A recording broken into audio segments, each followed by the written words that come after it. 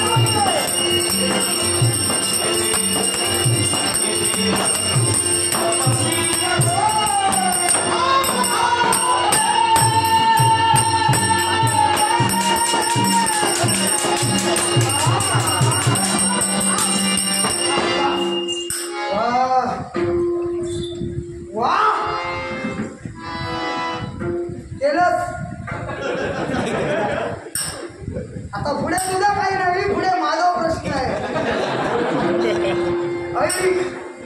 मी काही क्षण अजमावणी केली कशाची तर तुझ्या पराक्रमाची.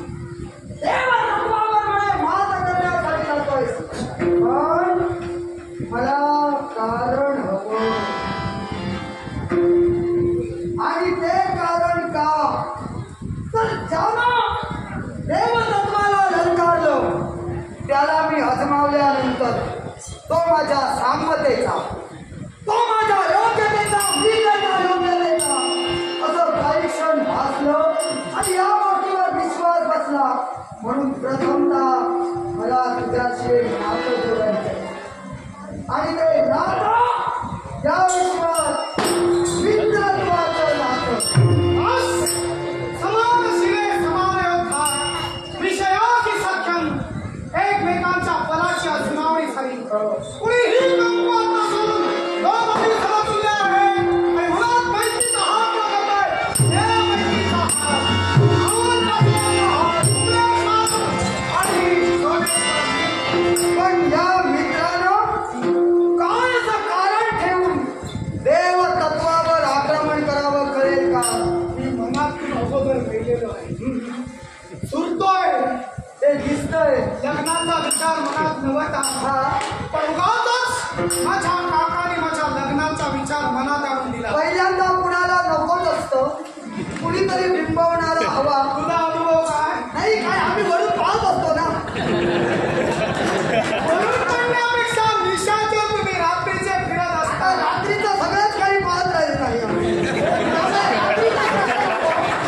आई दिवसा शक्यता दिसत नाही. आई माझ्या बाबतीतली समस्या आहे.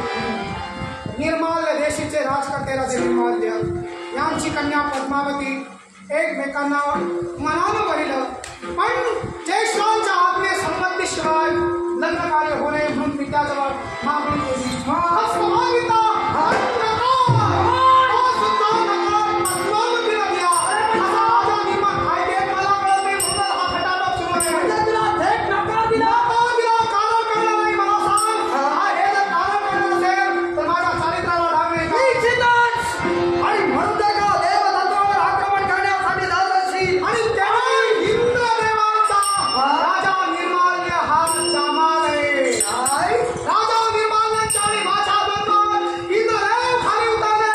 इंद्रदेवाने मला विरोध दर्शवला आणि अखेर आपल्या नातीला आणि जमादाला घेऊन स्वर्गात गेले. स्वर्गावर आक्रमण वाटलं सगळे देव आडवे आले की काय? सगळे नाही, एकच फक्त पाहिजे. एकच आला. हो, काळजी करू नकोस. म्हणजे आडवा आला असेल, तू काय ठरवतोयस? तुझ्या पुढ्यात उभा आणून ठेवे. शाबास. त्याला कारण काय? काय?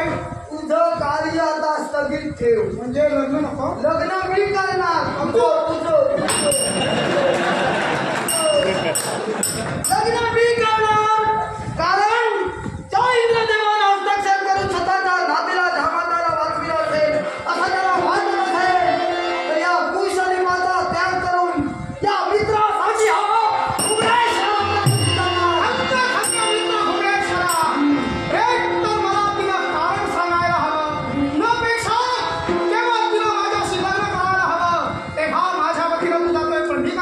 अरे तू काय करणार म्हणजे?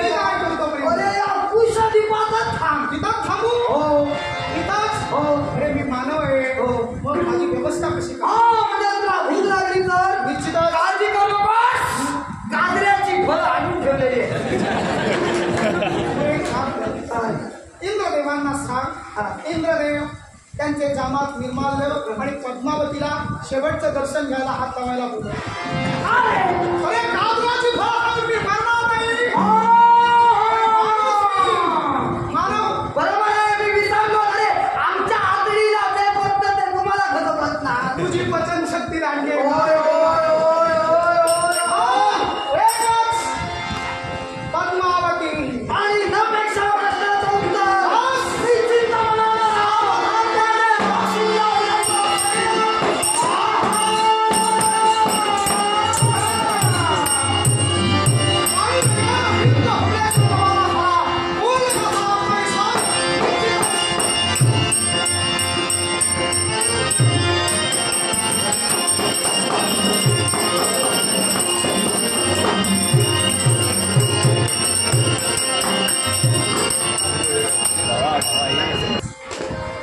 राजे सोमेश्वर यांची समजूत घेतली, पण युद्ध निखराला गेलं आणि म्हणून योग्य तो निर्णय घेतले. मी माझ्या जमादाला आणि माझ्या नातीला माझ्या पुण्यायोगे स्वर्गात आणलेला आहे. पुढील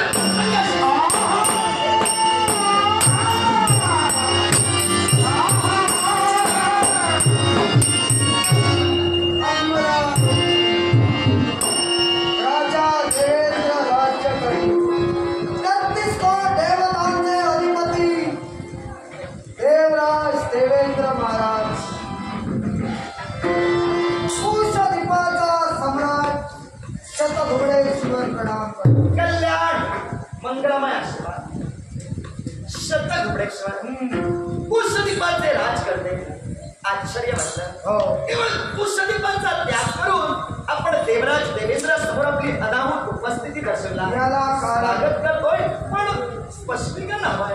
नेमकं येण्याचं कारण काय समजावं? येण्याचं कारण स्पष्टच होईल. पण काय हो देवराज, काय? अलीकडे आम्हाला असं समजलं कसं? तुम्ही देवतांचं अधिपत्यपद सांभाळत असताना ती जबाबदारी तुम्ही पार पाडतात, पण त्याच्याबरोबर पै पाहुणे देखील फिरतात. खरं की खोटं? अगदी खरं. मग सगळं सांभाळावं लागतं. नाही, बरोबर आहे, बरोबर आहे. नाही सांभाळावं, पाहुण्यांना सांभाळावं. पण मी जो इथं आलोय तो देखील तसंच काहीतरी मनात हेतू ठेवू. मग ऐका, बोला. तुमची नात पद्मावती हिनं माझ्या मित्राला आपल्या सौंदर्याची मोहिनी घातली. जरूर. ती घातलेली तिनं मोहिनी, ती तुमची नात आमची बनावी वहिनी. म्हणून मनाच्या ठिकाणी इच्छा ठेवून माझ्या मित्राचं लग्न जुळविण्यासाठी आलोय. माझी नात तुमची वहिनी भावी, तुझ्या मित्राचं स्थळ घेऊन इथं तू आलास. नेमका तुझा असा मित्र आहे तरी कोण जो तुला इथपर्यंत पाठवलं? शाबास. मला वाटलं होतं ओळखून तुम्ही पटकन बोलणार, पण नेहमीच्या सवयीप्रमाणे पाठ फिरवायला सुरुवात केली. असू दे. आमची सवय तुला ज्ञात कशी झाली? मी आणि तुम्ही काय वेगळे आहो? वेगळे नसेल का, पण आता माझ्या सवयी थोडा बदल आहे. हो, काय म्हणता? आजमावेना सवयी लागू देतो. आजमावेना तुमच्या सवयी. काय हो देवराज? निर्माल्य देशीचे राजे, निर्माल्य तुमचे जावई. पद्मावती नात. पद्मावतीनं प्रेम कुणावर केलं? हस्तिनापूर नरेश राजा सोमेश्वर.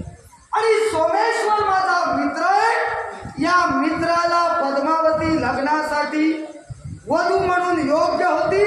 निवड एकमेकांची झालेली आहे. पण साम्राज्याच्या परिस्थितीत आम्हाला असं समजलंय तुम्ही त्या लग्नात म्हणे अडथळा निर्माण करताय, तेव्हा तो अडथळा बाजूला व्हावा आणि हे लग्न जुळवावं अशी माझी इच्छा आहे. घोडेश्वरला लग्नात आम्ही अडथळा निर्माण केला नाही. याच्या मुळाशी कारण काय माहितीये का?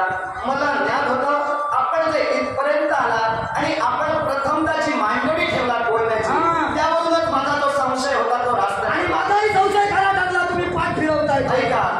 ऐका, तुमच्या शंकेचं निराकरण देवराज देवेंद्र योग्य रीतीनं करेल. तुमचा मित्र राजा सोमेश्वर, हा राजा सोमेश्वर माझी नात या नातीच्या प्रेमात पडला. ती त्याच्या प्रेमात म्हणे पडली होती असं ऐकून मला ज्ञान आहे. तुम्हाला सत्य माहित नाही. ती त्याच्या प्रेमात पडली होती. पुढे ती तिच्या प्रेमात पडली होती मी मान्य करतो. पण ज्यावेळी ती आपल्या पित्यासमोर उभी राहिली, त्यावेळी तिला आपल्या पित्यासमोर भाष्य केलं, मी राजे सोमेश्वर यांच्याशी विवाह करण्यास इच्छुक नाही. ज्यावेळी राजे सोमेश्वर तिथं आले त्यावेळी आमचे जावई, या जावयांनी त्या स्थळाला थेट नकार दर्शवला.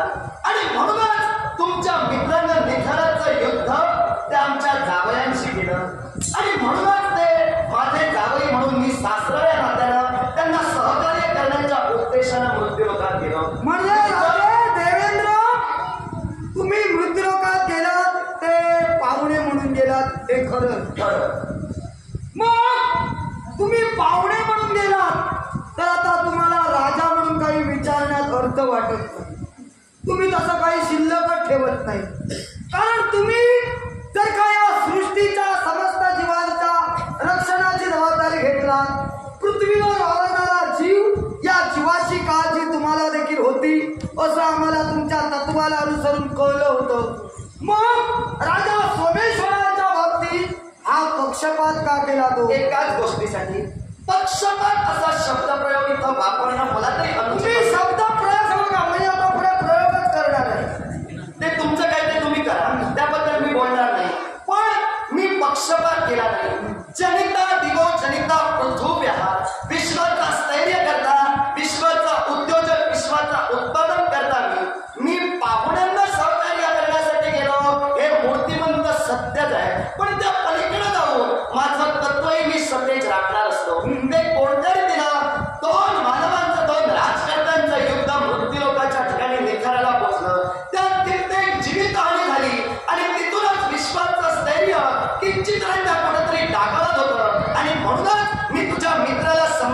सांगितलं म्हणजे ते प्रकरण तो वाद मला कुठं थांबून विश्वाचं स्थैर्यही राखायचं पाहुण्यांनाही सहकार्य करायचं होतं. विश्वाचं स्थैर्य राखायचं होतं असं म्हणता कधी म्हणताय नाही पाहुण्यांसाठी गेलो तुमचं तुम्हाला माहीत. मी आता प्रश्न एकच आहे माझ्या किंवा मित्रांनो राजे निर्माल्य यांच्याशी द्वंद्व पुकारलं हे कधी तर त्याला हव्या असलेल्या प्रश्नाचं उत्तर मिळालं नाही अथवा पद्मावती मिळाली नाही तेव्हा मग पद्मावतीनं प्रेम केलं पापाकडे येताच बदलली मग ती का बदलली हे कळायला नको होतं का. मग माझ्या मित्रानं विचारणा केली ही चुकीची गोष्ट होती चुकीची ना मग राजे निर्माल्य यांनी त्या प्रश्नाचं उत्तर न देता द्वंद्वाला सामोरं जावं मग त्याने आपल्या प्रजेचा आणि होणाऱ्या जीवितहानीचा तुमच्या भावनेला विचारणं होता. त्याला कारण होतं घरातील वाढत्या कन्येच्या लग्नाचे निर्णय हे ज्येष्ठ दासपर्यंत घेत आले आणि म्हणून आपली कन्या कुणाला द्यावी हा सारा सर्वस्वी निर्णय राजे निर्माल्य यांच्याकडे होता. मग मी असं म्हणेन जर राजे निर्माल्य यांच्याकडे निर्णय होता असं म्हणताय मग राजे निर्माल्य आपल्या पोरीवर संस्कार करण्यात कुठेतरी कमी पडली. कसे जर आई बाबाच्या इच्छेशिवाय मुलांनी पावलं टाकू नये मग ज्या तुमच्या नातीनं पद्मावतीनं माझ्या मित्रावर प्रेम ठेवलं तेव्हा आई बाबानं केलेले संस्कार काय गहाण ठेवले होते. मुळीच असा त्याचा अर्थ होणार नाही. मग घुबडेश्वर राज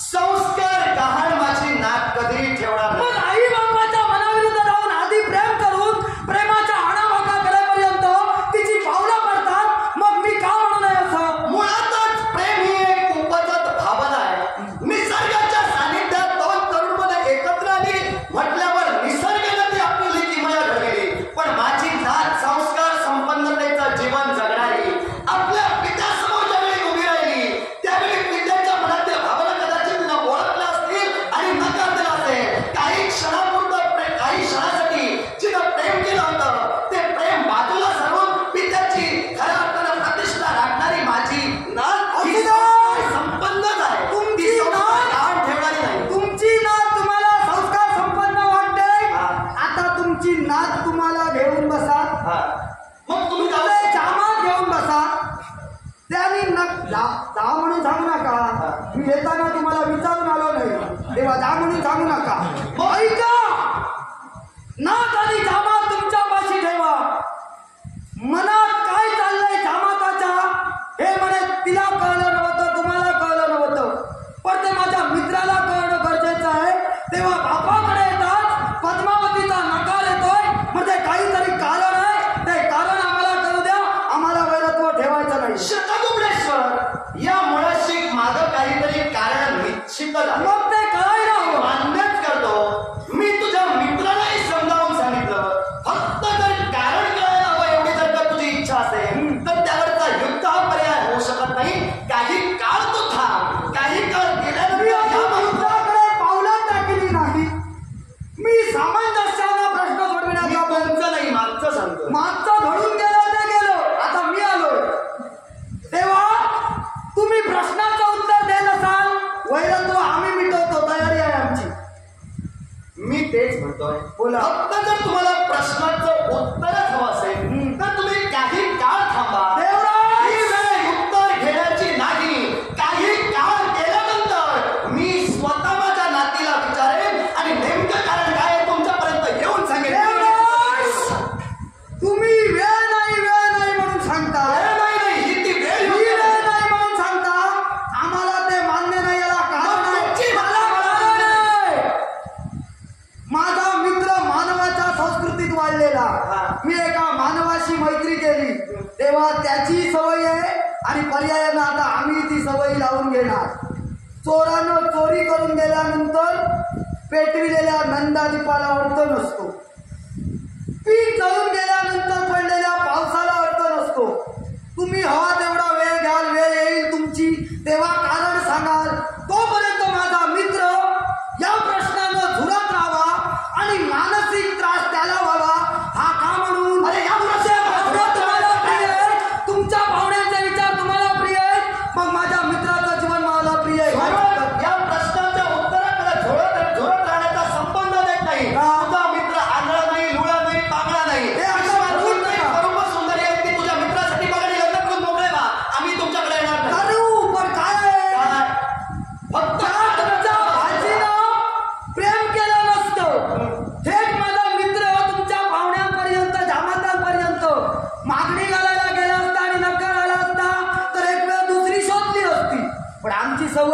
तिच्यावर प्रेम केलं तिच्याशीच लग्न करणार. मग आता सांगा तेव्हा तुम्ही जर ती द्यायचं नाकारत असाल तर आम्ही नंतर विचार करू, पण कधी कारण कळल्यावर. कारण का हो, मानवाच्या समाजात तुम्ही जवळून फिरता. एक वेळ मारणाऱ्याचा हात धरू शकतो, बोलणाऱ्याचं तोंड नाही. तीर्थ करू जाता त्याशी म्हणती कावळा. तीर्थ करायला फिरू लागला की मानवातले काही काही घटक असतात, त्यांना काही काम नसतं, ते म्हणतात हा कावळ्यासारखा फिरतो. आणि न करू जाता त्याशी म्हणती वावळा. तेव्हा या विश्वात दूषण माझ्या मित्राला लागणार.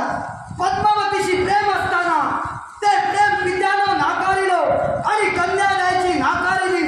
अर्थात राजा सोमेश्वरात काहीतरी निंदत आहे असा समाजात केवळ संशय बळावणार. आणि तो संशय बळावू नये, माझ्या मित्राचं जीवन पुढील सुखकर व्हावं म्हणून येणाऱ्या प्रश्नाला उत्तर देण्यासाठी कारण आम्हाला कळायलाच हवं. कुबडेश्वर राज, फक्त कारण जर तुम्हाला कळायलाच हवं तर काही काळ तुम्हाला थांबायलाच हवं. काय हो, स्वर्गातून खाली जाताना तुम्हाला वेळ असतो, खालून तुमच्या जामाताला वर आणण्यासाठी वेळ असतो. मग माझ्या मित्राला कारण सांगण्यासाठी वेळ हवा. मग कशासाठी हे कुभांड नाही, कशासाठी हे कुभांड नाही, कशावरून हे कुभांड आहे? मग कारण का सांगत नाही? तेच मी म्हणतोय, कारण स्पष्ट करण्याची ही वेळ नव्हे. त्यांची मानसिकता होऊ दे, त्यांना शांती घेऊ दे, त्यानंतर मी पुढे मानसिक स्थिती कदाचित तुमच्या जामाताची बरी नसेल असं समजा आणि काही काळ शांत राहा. तुम्ही समजण्याच्या गोष्टी बोलू नका. तरच्या गोष्टी देवराज इंद्रदेवानं बोलू नये. गाजराची मुंगी वाजली तर वाजली, त्यापेक्षा पुढचं काय ते करून मोडून खाऊया. ते मोडून तुम्ही खाऊ शकत नाही, आम्ही खाऊ शकतो. लक्षात ठेवा, तुमचा आहार वेगळा आहे, तुमचा आहार वेगळा आहे. तुम्ही वेगळं खाऊ शकत नाही. माझ्या असण्याकडे जाऊ नकोस, मी काय काय खाऊ शकतो. तुमचा आहारच वेगळा आहे, त्यामुळे तुम्ही खायला खाऊ शकणार नाही. कुबडेश्वरा, माझा रंग, माझा चेहरा आणि माझं रूप डोळ्यात साठवून ठेवू शकशील, पण माझं चित्र काढणं तुला अवघड होऊन बसेल. तुमचं चित्र जगाच्या निदर्शनात आहे. होय ना? मग ते तर तो ओळख आणि योग्य काय तो निर्णय घ्या. योग्य निर्णय घेतला असता. आता मला ऐकायचं आहे, काय म्हणे जामाताची मानसिक स्थिती बरी नाही असं तुम्ही बोलून गेला. काय हो, संग्राम ध्वजा केव्हा उभारली जाते? संग्राम ध्वजा कधी उभारली जाते माहितीये का? ज्यावेळी समोर असणारा वैरी या वैऱ्याशी द्वंद्व केलं जातं, ज्यावेळी शिष्टाई बोल ठरते त्यावेळी संग्राम ध्वजा उभारली जाते. मग शिष्टाई तुमच्या भाटांकरवी आली. भाटांकरवी शिष्टाई येण्यापूर्वीपासून तुमच्या जामाताने निर्माल्याने संग्राम ध्वजा उभारली होती. म्हणजे मुळातच त्यांना तुमच्या राज्यात, त्यांच्या राज्यात कुणाला येऊ द्यायचं नव्हतं. याचा अर्थ एकच आहे, तुमच्या जामाताला आपल्या प्रजेची काळजी नव्हती, म्हणून त्यानं युद्ध पुकारलं. तेव्हा मानवांच्या या वादात तुम्ही हस्तक्षेप करता कामा नये असता असं आम्हाला वाटतंय. मग मानवांच्या वादात देवताने जर हस्तक्षेप करू नये तर हाच मानवांचा वाद आहे. तुम्ही पक्षाने कसं का हस्तक्षेप? पहिल्यांदा मी आलो की पहिल्यांदा तुम्ही गेला? मी पहिल्यांदा आलो की गेलो ते तू बघू नको. मी माझ्या पाहुण्यांना सहकार्य, मी माझ्या मित्रासाठी माझं तत्व सत्य टाकण्यासाठी आलो. मी माझ्या मित्रासाठी गेलो. काय चुकलं? मित्रासाठी जर आलास तर काय ते तुझा निर्णय यापुढे घे आणि तुझा योग्य ते पाऊल उचल. निर्णय माझा झालेलाच आहे. मग तुझा जर निर्णय झालेला आहे तर माझाही निर्णय मी तुला सांगितलेला आहे. कारण तुला फक्त हवं असेल तर ते यावेळी मिळणार नाही. त्यासाठी काही काळ तरी थांब, नपेक्षा तुझं काय ते पाऊल उचल. मग देवराज, तुम्ही जर का देवता तुमच्या मनानं वागून या विश्वात तुमच्या मनानं निर्णय ठरवत असाल तर ते आम्हाला कधी मान्य होणार नव्हे. माझ्या मित्रासाठी या देवेंद्राची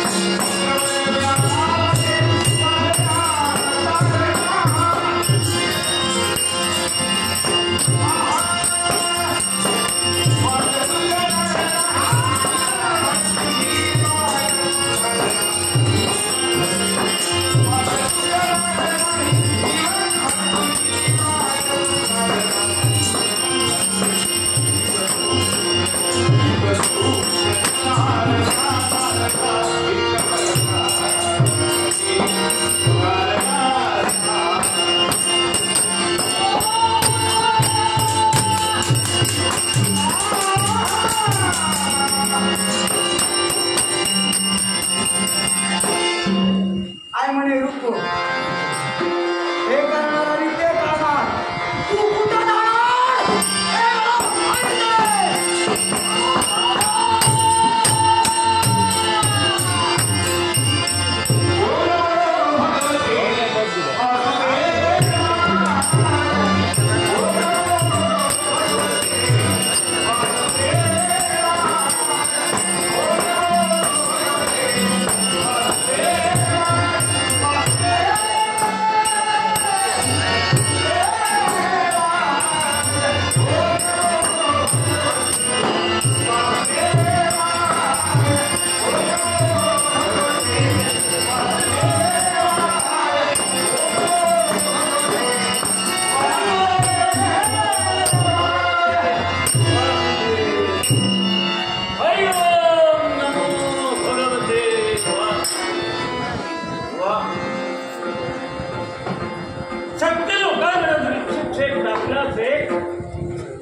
भक्तजन शांतता नाही वातावरणात काहीतरी मंत्राचा जप करताय. खरंय, प्रत्येकाला वाचून दिलेली कामं प्रत्येक जण करताय.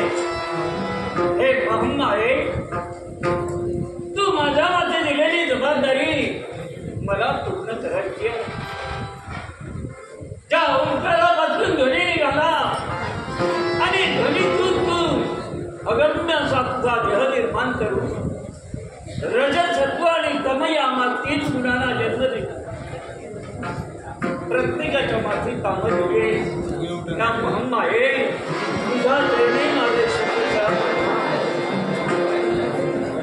अंडज, जारज, श्वेरज आणि पृथ्वी या चार खाणीमध्ये मी प्रजापती करतोय.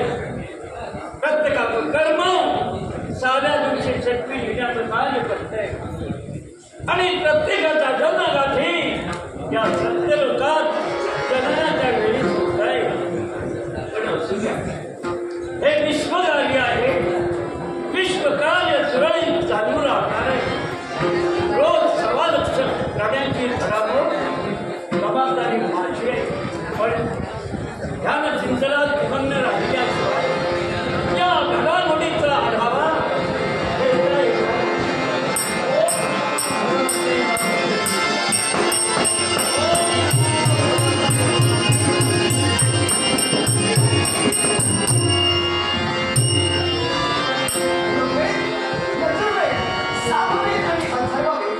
चार वेदांचं पठण एकाच वेळी करणाऱ्या चतुरांना देवराज देवेंद्र सलाम. देवराज निष्ठकाम सुधरत, पण आपल्या गगनानं माझं मन विचलित झालंय. सांगा, आपण देवसभा सोडून या सत्य लोकांचा प्रसंग कसा निर्माण झाला ते माझ्या एकराला याच्या मुळाशी काय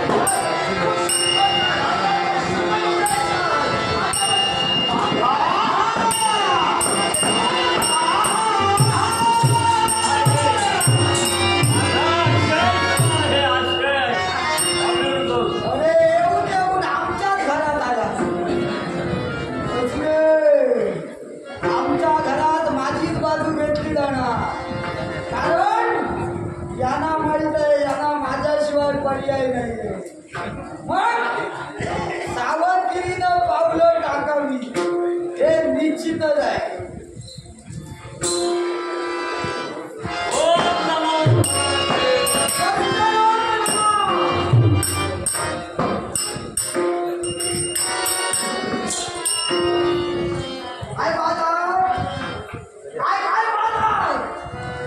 बराच वाढलाच की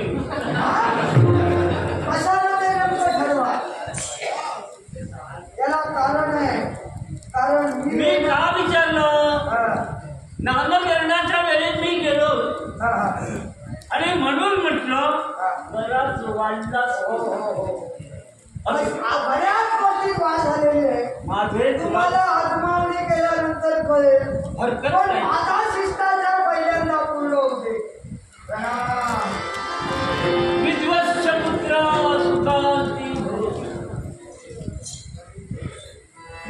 असू दे, तुम्ही म्हणून सहन करतो आणि मलाच कळलं पाहिजे. हे बघ, मी सत्य बोलणार आहे. हो हो ते जन्मवृत्तांत सुद्धा सांगण्याची काही गरज नाही. पण माझी आशीर्वाद देण्याची पद्धत आहे. म्हणूनच म्हटलं तुमच्या देण्याचा आशीर्वाद इतर कुणाला कळणार नाही, मलाच कळणार. अरे तुला एवढा शक्तिमान मी केला आहे. हा हा हा 13,000 योजने तुझे पंख आहे. होय होय मृत्यू लोकातून क्षणाचा तू सत्य लोकातही येऊ शकतो. एवढी तुझी झेप आहे. माझ्या पंखाची तुला सर्वतो शक्तिमान करण्यात 13,000 योजने दूर एका पंखाची लांबी आहे. हो तसं तुमच्या या सत्य लोकाची लांबी कशी आहे? कारण आहे त्याला. हा. तुमच्यासारखे येणारे आमचे भक्त हो. गाठी वाटीला इथं राहिलं पाहिजे.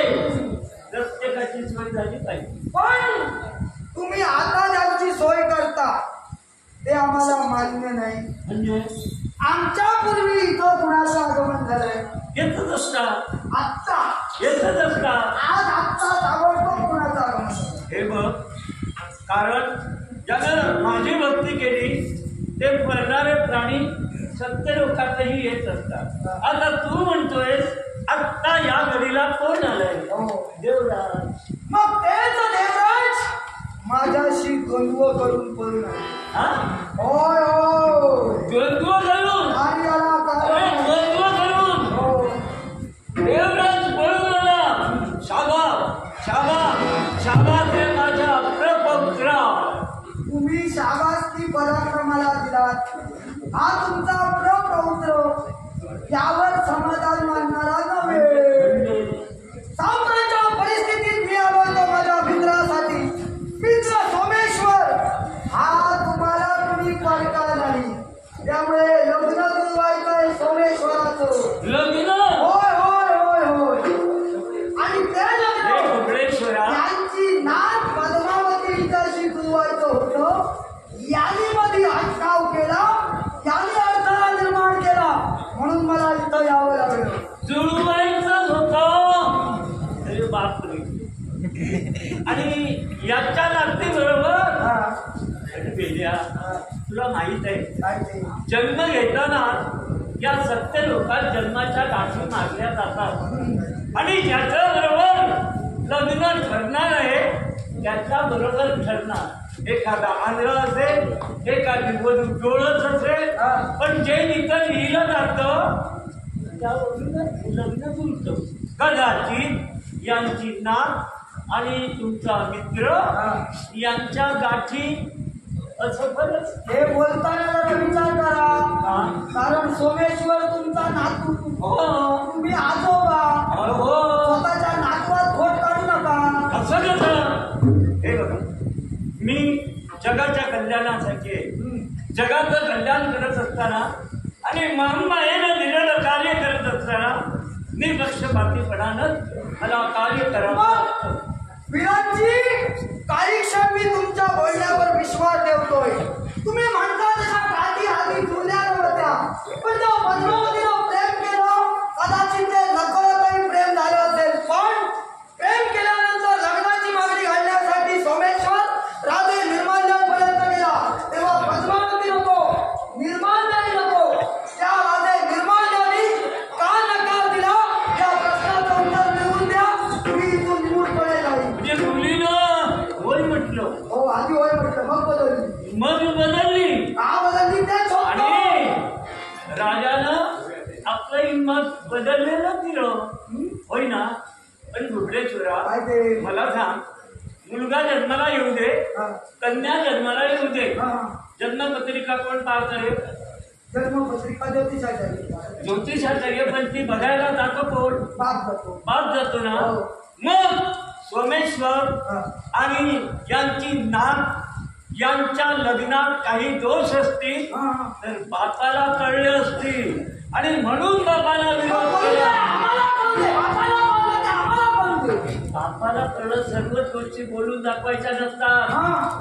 काही सर्व गोष्टी बोलून दाखवायच्या नसतात. काही झाकली मूठ 1.25 लाखाची ठेवावी लागते. पण आपल्या हे बोलण्यावर ठाकून हे ठेवा. तत्व आहे आणि या तत्वाला हा. देव सुद्धा मान्यता देतात. ओ विराटजी, हा. तुम्ही देवांच्या मान्यते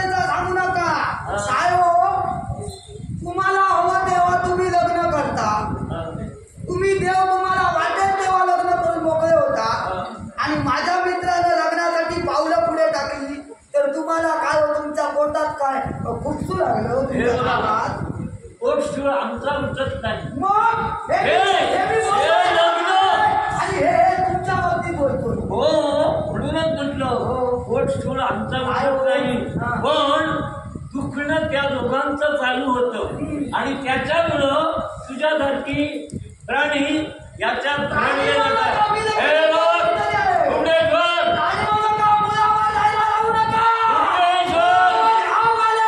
तुला सांगतोय, तुझं मित्र प्रेम असेल, मी नाही म्हणत नाही, पण ज्या निर्माल्याला आपल्या कन्याचं भविष्य कळलंय आणि म्हणून तो राजाला ती देत नाही आणि कारणही सांगत नाही, तेव्हा हे बघ, शब्द शब्दानं जोडावा, न्याय न्यायानं जोडावा आणि तुमचे न्याय जर करायचे असतील राजा निर्माल्य पद्मावती यांच्या पाहिजे.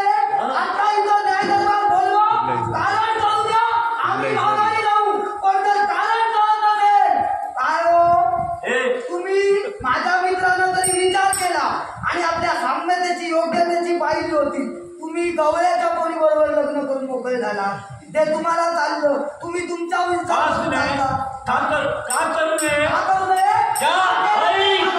ज्या नामायेनं मला जन्म देऊ, माझा मालपट लिहिला, मग मी गवळ्याचा तुमची आधी होती. मी आधी असेल आता. मग तुम्ही एक असताना दोन दोन अरे, हेच तुला कळत नाही. हेच तुला कळत नाही.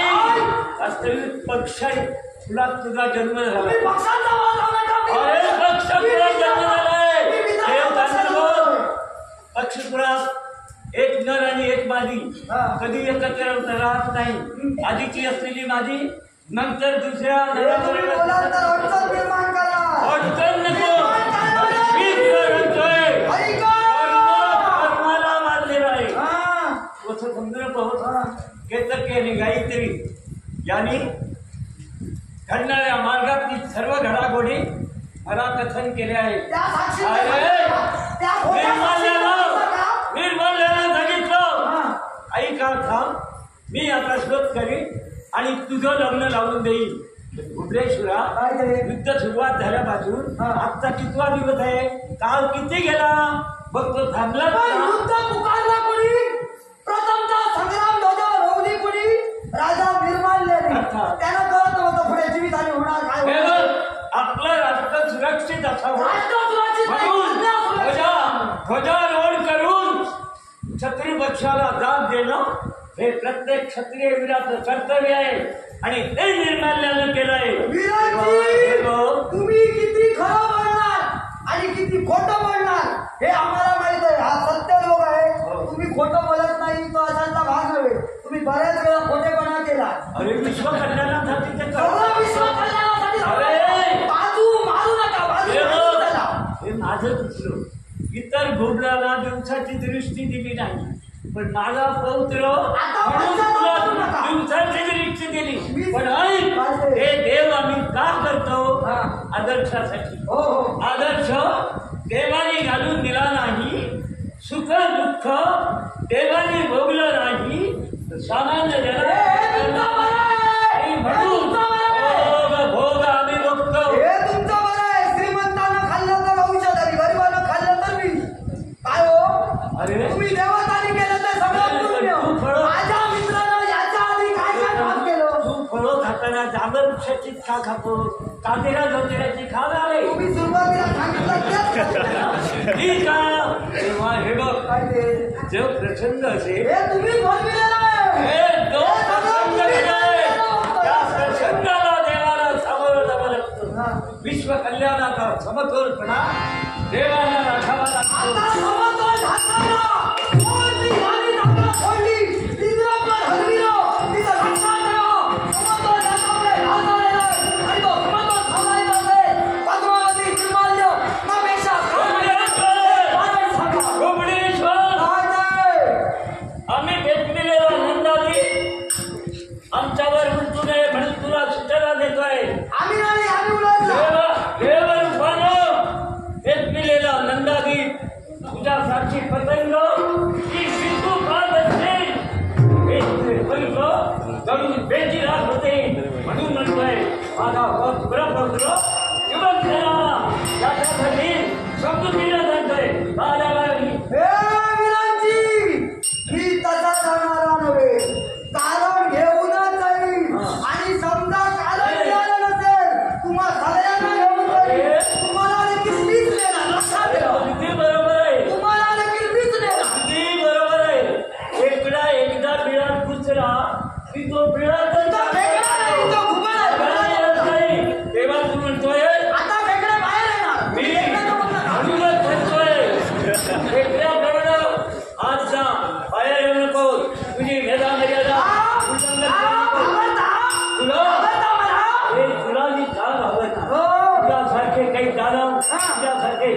करते होय, होय. मी अंधकारा छेडत तुम्ही निर्माण केले सर्व जीवजंतू प्रसंगी माझ्यावर उलटले काय? पण त्यांना स्थिर करण्यासाठी मी त्यांना कशाची जाणीव करतो माहिती आहे गांडुळाच्या एका टोकाला हात लावला की तो दुसऱ्या टोकाला जातो म्हणून तुला जातोय तू या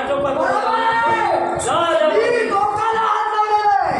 आता किती गांडूळ बाहेर करतायत हेच मला बघायचं आहे.